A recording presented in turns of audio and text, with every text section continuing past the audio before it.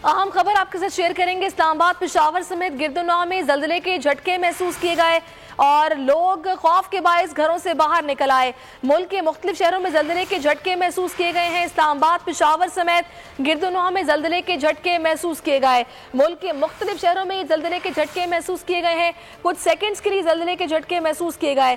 लोग खौफ के बायस घरों से बाहर निकल आए, कलमा तैयबा का विर्द शुरू कर दिया।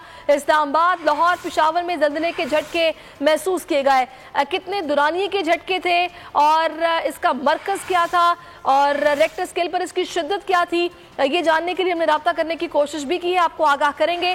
अभी आपके साथ अहम खबर शेयर कर रहे हैं कि मुल्क के मुख्तलिफ शहरों में जल्जले के झटके महसूस किए गए हैं। इस्लामाबाद, लाहौर, पेशावर और गिरदोनवा में जल्जले के झटके महसूस किए गए। लोग खौफ के बायस घरों से बाहर निकल आए। इसी पर बात करते हैं अपने नुमाइंदे से। नईम, आगाह कीजिएगा, कितनी देर तक के जल्जले के झटके महसूस किए गए? जी बिल्कुल, अब से चंद मिनट पहले इस्लामाबाद, रावलपिंडी और इसके गिरदोनवा में जल्जले के शदीद झटके महसूस किए गए हैं, जिसकी वजह से लोगों में खौफ और हरास फैल गया था। और जल्जले के झटकों के बायस, जल्जले के झटके जो चंद सेकंड जारी रहे, उसके बायस लोग जो है खौफ के मारे घरों से निकल आए। कलमा तैयबा और ये लोग जो है कलमा तैयबा का विरोध करते हुए अपने घरों से बाहर आ गए हैं।